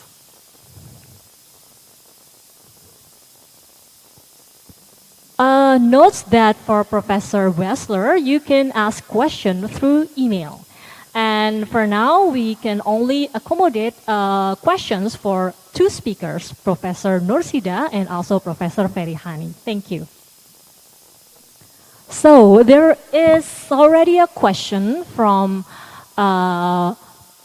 Muhammad Imam Ma'ruf via chat box. Okay, the first question is directed to Professor Nursida.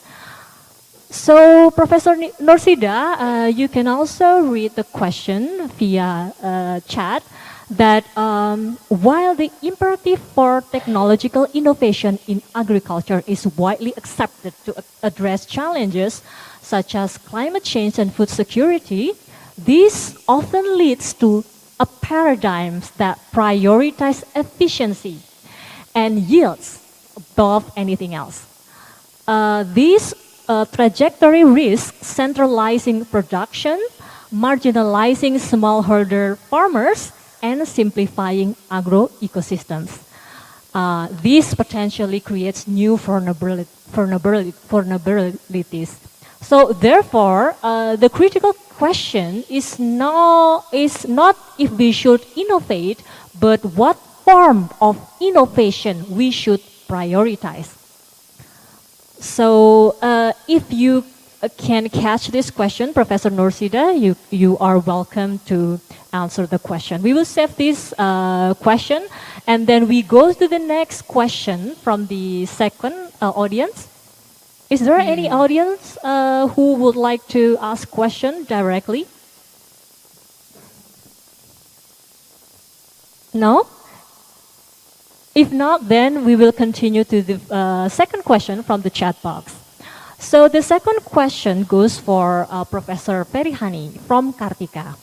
So from the presentation, the Ministry of Agriculture is expanding planting in 20 provinces, including Sumatra and Kalimantan, which are rawa areas. So do you think this target can be achieved? Thank you. Is there any one more question, please? For this part, we would like to have 3 questions.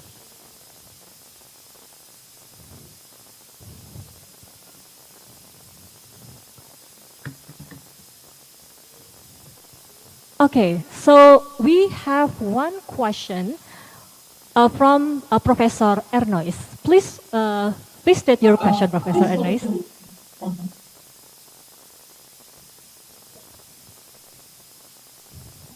Okay, thank you very much.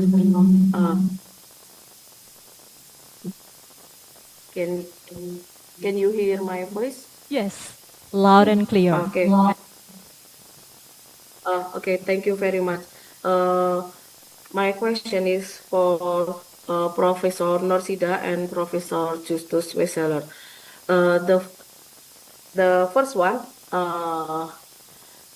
I'm curious about how can innovation be made accessible to smallholder farmers who are often left behind in the global food transition.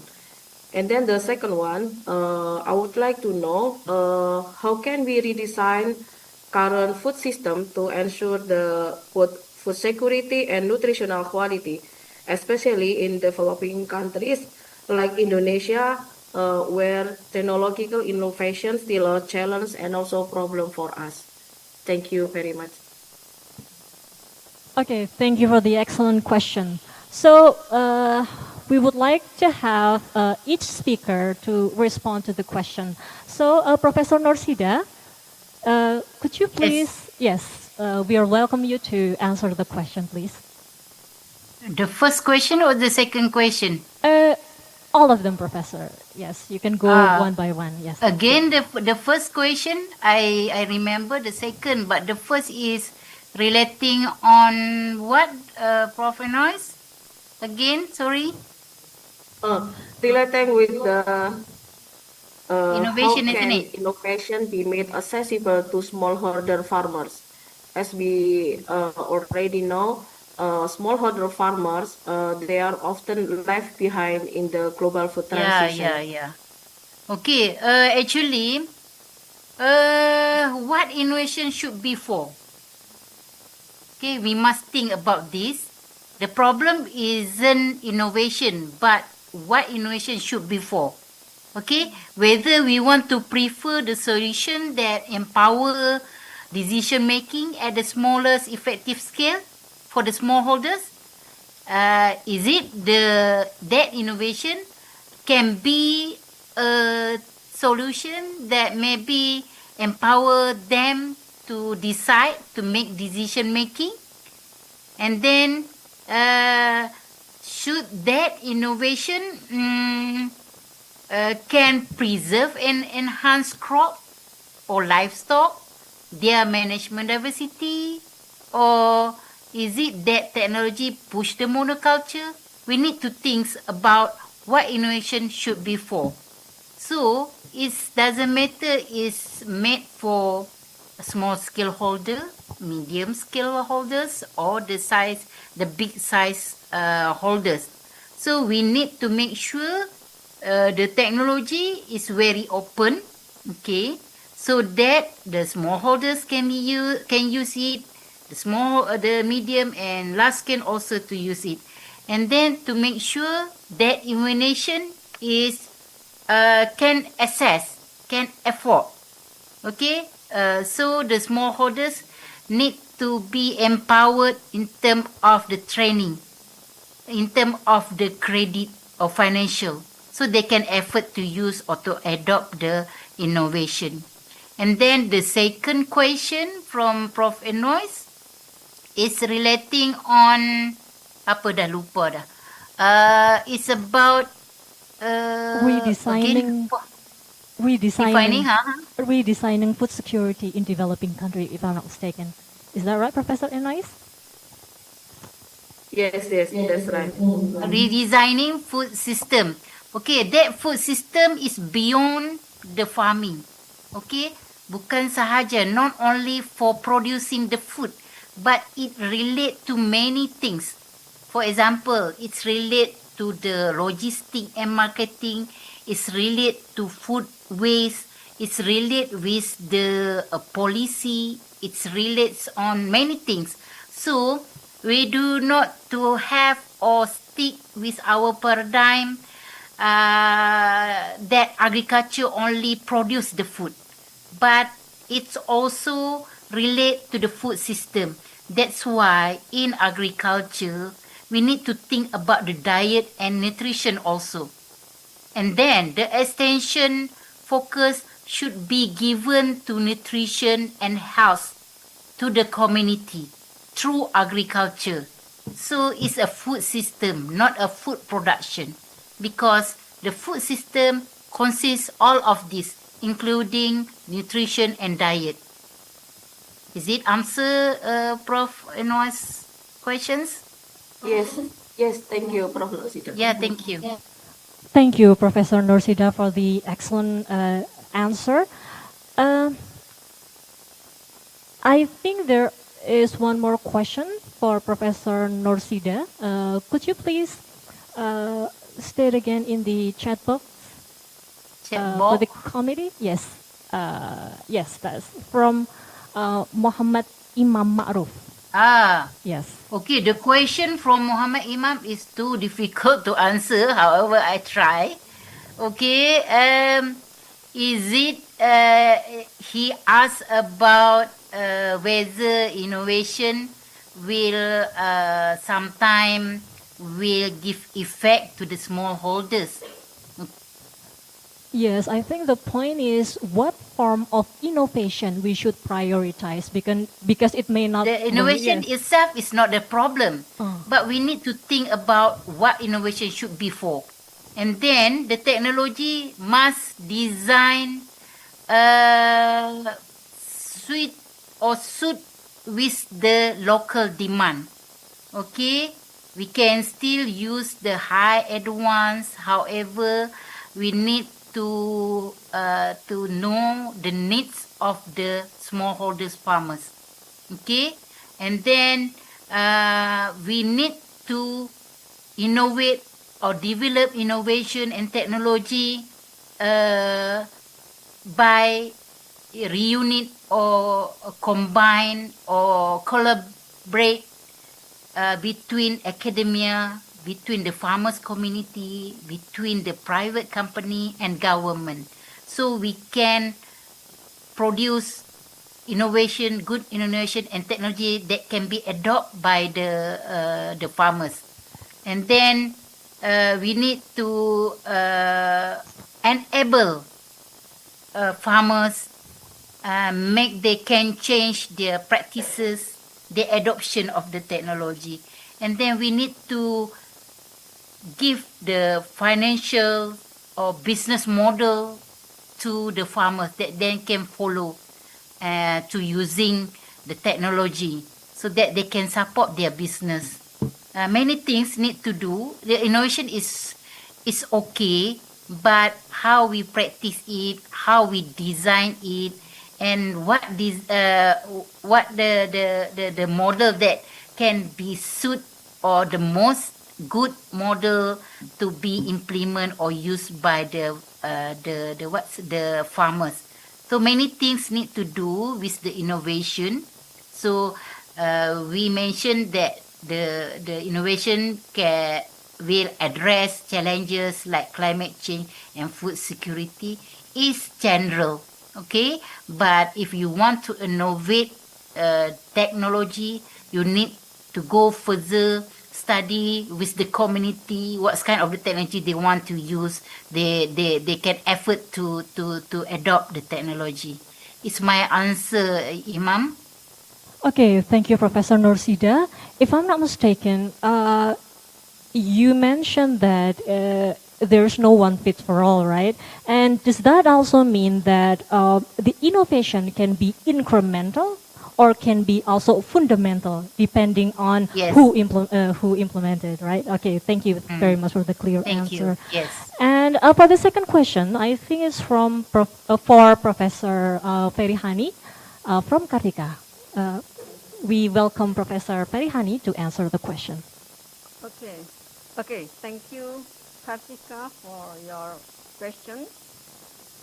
Peatland area or rawa land have become a government program for several past decades here, such as those in central Kalimantan that have drawn criticism. But although this has drawn criticism, it is a form of land expansion. So it means that the program is failed at that time. But to success the program, in my opinion, it is necessary to involving experts from interdisciplines of science, especially from soil science. So all detailed program can manage well to success. That is my answer. Okay, thank you. So Kartika, is there any feedback from you? You can say that directly if you would like to. Okay, if not, then we will continue to the second part of the Q&A session. So we will have another 3 questions from the audience. We do have those questions now in the chat box. So first is the question from Gita Nisa Aulia for Professor Nursida. Okay, from the presentation, digital tools such as apps can help farmers to obtain an effective and efficient production, but many farmers still unable to access them. What can be done to make these tools more available to small farmers? Thank you. We welcome Professor Nursida. Okay, to answer. apps are the simple things, isn't it? The Yes. most affordable tool, digital tools. It can be served, can be download in handphone, smartphone. So it's very good to start from this. Okay, but however, there are many problems. For example, internet connectivity. Sometimes they don't have facility, they don't have infrastructure. So this will hinder the implementation using the tool or digital tool in agriculture.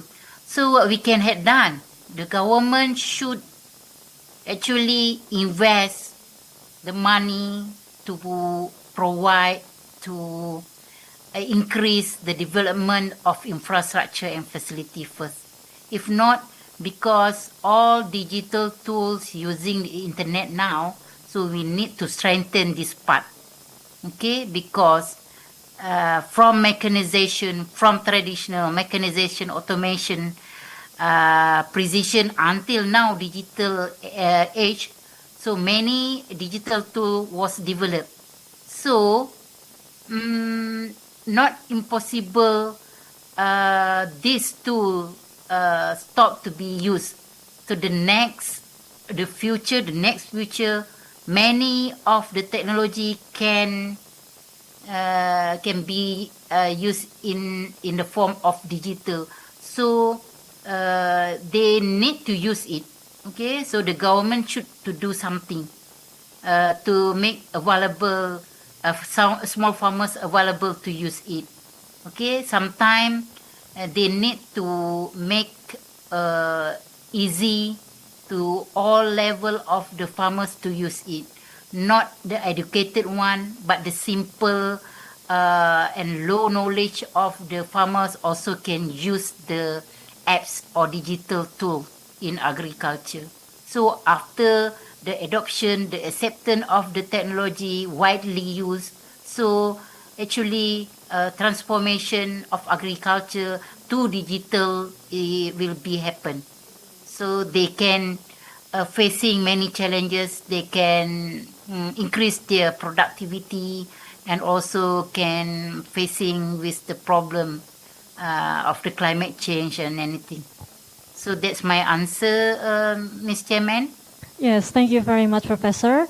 So the point is encouraging small farmers to improve the technology adoption is very crucial, Professor. Is that what your point, right? Okay. So next question is for Professor Minar from Fatima Vita Azaro.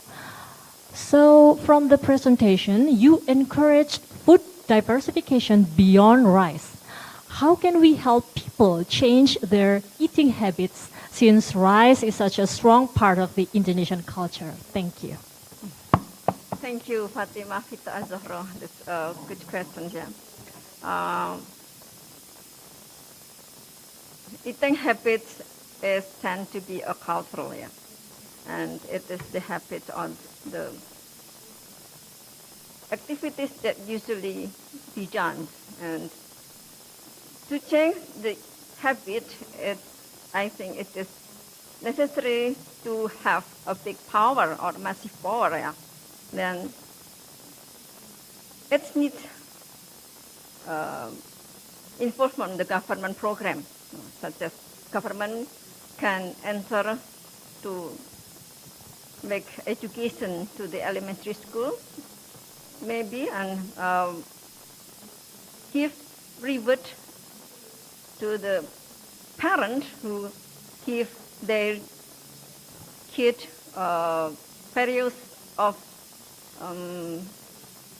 food devices, and maybe it can be in the form of the we have to make the food as interesting as it can, yes, and such as we have to make the food things in appearance, presentations, or taste to make it interesting. Yeah. So that's my answer. Okay, Professor Ferihani, I think that there is something interesting in your answer that you said elaborating with the government program is very essential, such as education, because introducing new staple food or local staple food early on is very important because there might be a chance to make the change of food diversification easier to be implemented in early age or youngsters compared to the adults. So I think that's a good idea, Professor Ferihani. Okay, do you have another question from the chat box? Could you please show that to us? Okay, so we do have another question from Gita Nisa Aulia to Professor Ferihani. So farmer empowerment program often succeed on a small scale, but struggle to expand in a larger scale. So, in your experience, what's the biggest barrier to scaling up this initiative nationally, and how can it be overcome? This is a very important question. Please go ahead, Professor Ferihani. Okay, thank you, Hitanisa Aulia, with your questions. I try to answer. Yeah. This is seems like to we have to, or we must to make convince to the government that we have good program or program that can overcome the national problem. Yeah. And the opposite, maybe the government must be make or create a place for the academics, like lecturer in the university, to present their finding. Yeah. So it can be collaborate between the university and the government to call the national program. That's my answer. Okay, so this is not an easy question to answer because it should elaborate so many things. Yeah. So for Gita, scaling up needs collaborations from the government and also researchers and other parties. So wider parties need to be involved to make this program successful. Yeah, so there's no easy answer for this, but I think that can be a good start. So thank you for the question. Do we have another question? Okay, so I would like to ask a question to Professor Nursida. Professor Nursida, as we know that in today's economy, production costs are rising and farmers face tighter margins. So how can innovation and also technology be managed so that the production costs remain affordable and accessible, particularly for the smallholders? Thank you. A question for me? Yes, please. Okay. The innovation is for all, isn't it? Yes. Not only for small, not only for the big scale, Yes, commercial scale of agriculture. So we try the best. We need to try the best how innovation and technologies can ease the work of the farmers.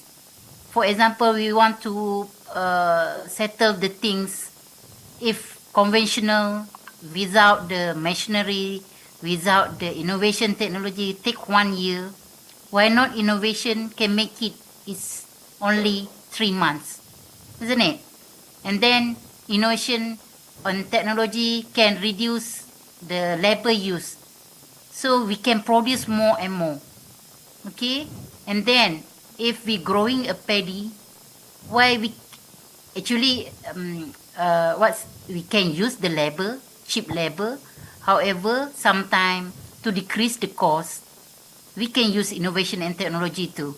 It's very divide the technology adoption meaning.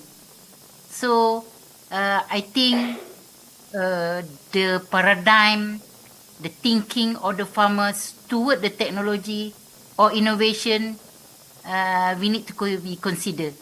Sometimes they reject to use because they think that technology is very expensive, can decrease the labor, and then many things. So we need to think the positive one. We want to produce more because of food security level of our country. We need to be care about the climate change, everything, so that we need to adopt the technology and need to innovate the things that overcome the problems in agriculture. So we need to encourage the farmers to use the technology. If not, they're still facing with the low income because they cannot predict the productivity, they cannot increase the yield. So that innovation and technology is very important in this matter. So need to convince the farmers, the community of the farmers, that technology can help them, assist them through the technology. That's my answer, Ms. Yes, Chairman. yes, thank you very much for the answer, Professor Norsida. We do hope that the innovation and technology will help farmers to reduce the production costs so that the agriculture production can be accessible for all. Thank you for the important answer. So, ladies and gentlemen, thank you for your thoughtful questions, and also thank you for our keynote speakers for their comprehensive responses. So, to close this session, let me highlight the essence of today's session. From Malaysia, Professor Norsida, we learned that innovation management is the backbone of sustainable and smart food system. And from Netherlands, we learn about critical insights on how biotechnology, regulation, and value chain support resilience. And from Indonesia, we saw concrete strategies and local experience to strengthen national food security through diversification, technology, and farmer empowerment. So we do hope that discussion today will bring meaningful benefit for all of us. On behalf of organizing committee, I sincerely thank you for the keynote speakers and audience, as well as all of the committee. With that, I officially close this session.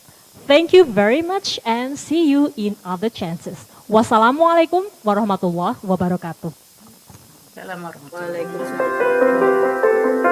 Thank you very much, Professor. Thank you very much.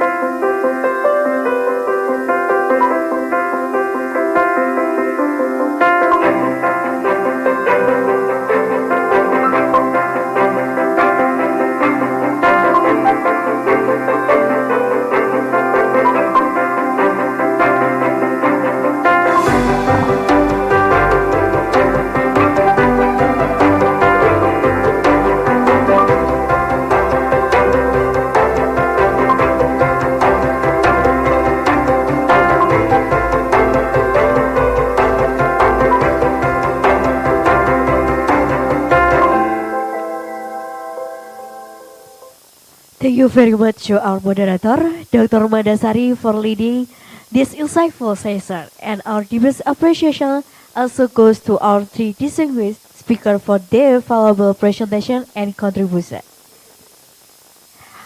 We do hope that knowledge and insight shared today will be beneficial for all of us and inspire future cooperation. Let us give them a warm round of applause.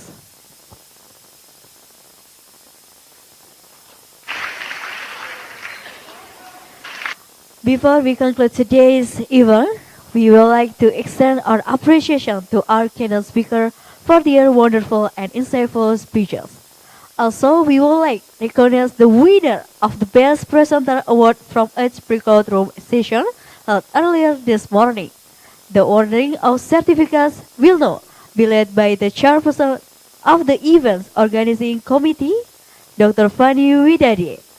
Dr. Fani Widadi, the floor is yours.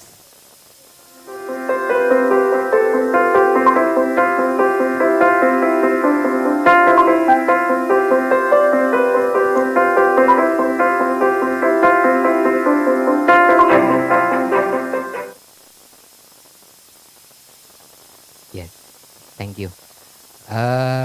Ladies and gentlemen, we have now come to special moment in our program. The presentation of certificate of appreciation to our distinguished keynote speaker. I will give the certificate of appreciation to our keynote speaker. The first is for Prof. Norsida from University Putra, Malaysia. With great pleasure, I present this certificate of appreciation to Prof. Norsida from University Putra, Malaysia Thank you. We are truly grateful for your inspiring keynote presentation, and also thank you for your commitment to advising agriculture and food system. Thank you, Prof. Norsida, for your willingness to come to here and present your presentation. And now, also I will give the certification of appreciation to also Professor Minar Ferihani from Universitas 11 Maret. Thank you for sharing your expertise and your knowledge and your continuous dedication to strength research and collaboration in agriculture. Thank you for your certificate of appreciation in this conference. And also finally the last, on the behalf of the organizing committee, I'm honored to present also this certificate of appreciation to Prof. Justus Wessler from Wageningen University and Research, the Netherlands. Thank you for your valuable insight and contribution to our conference. Please accept this token of our deepest gratitude certificate. And now, ladies and gentlemen, we move to the announcement for the best speaker to this conference.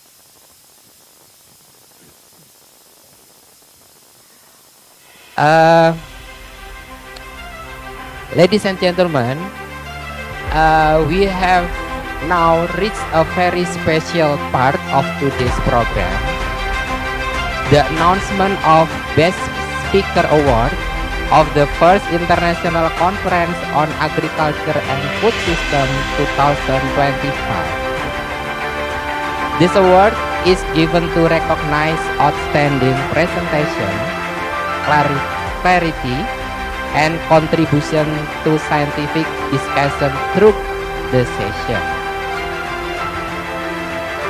After carefully consideration by the scientific committee, also we discuss with the moderator in each room, it's my great pleasure to announce the best speaker in each room.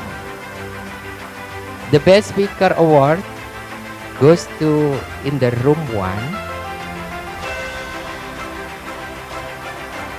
The presenter is Ihsan Nur Komar from Universitas Muhammadiyah Yogyakarta with the title Diversity and Distribution of Diurnal Predatory Insects of Spodoptera frugipera in Magelang region. Thank you. Congratulations for Ihsan Nur Komar. And then the next best speaker, room 2. Best speaker awards goes to, please give applause to Rahma Nareswari Fauzia Bafada from Universitas 11 Maret with the paper entitled Physical, Chemical, and Sensory Characteristic of Carrot in Rice White Compound Chocolate. And then best speaker in the room 3, number 3. Best speaker award goes to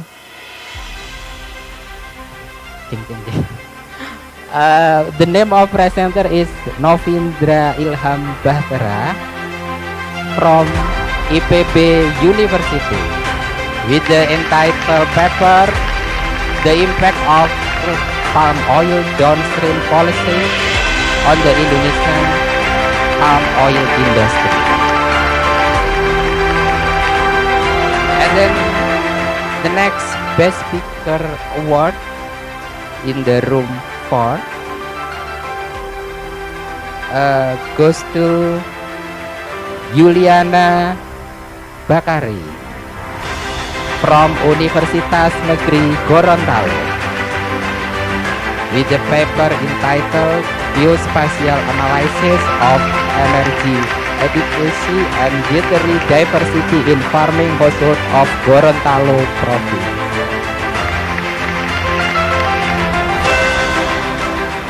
Best speaker in room number 5.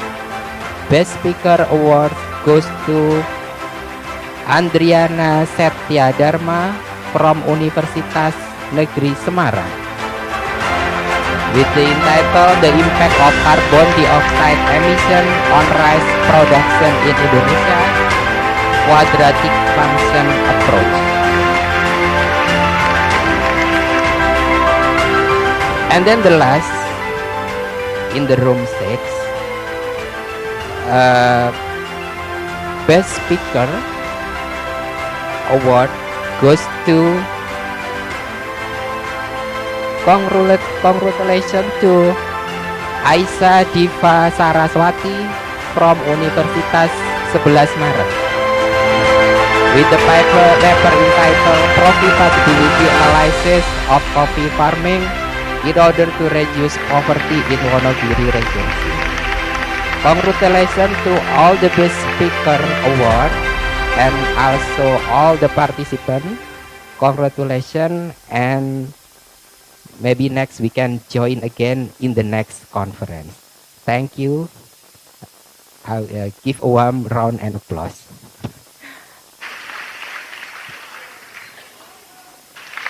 Now I'm going to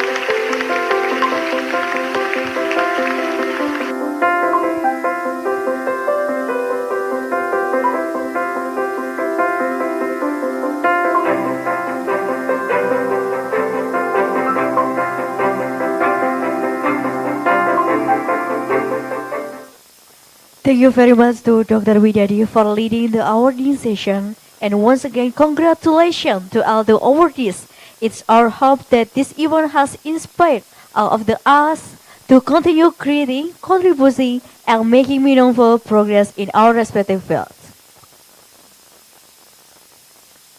Ladies and gentlemen, we have now reached the end of Icafs 2025. Beforehand, please make sure that yourself have filled the attendance list provided.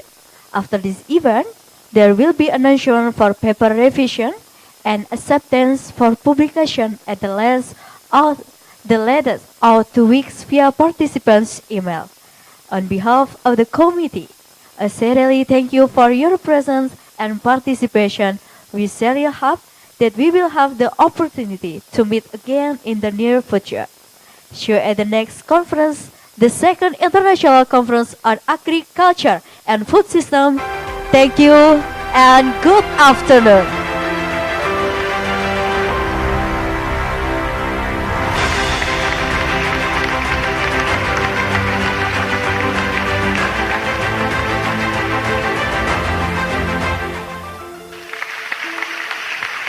We are facing a huge challenge. By 2050, the total population of human will reach 9 billion. The security of the food system is one of the world's most pressing challenges. Agriculture is the common thread holding together all the 17 SDGs. Young people today need to understand what agriculture is and its contribution to the global food chain. Integrated and sustainable agricultural production system is one alternative solution to address the global challenge of ensuring the supply of safe, nutritious, and affordable food for all.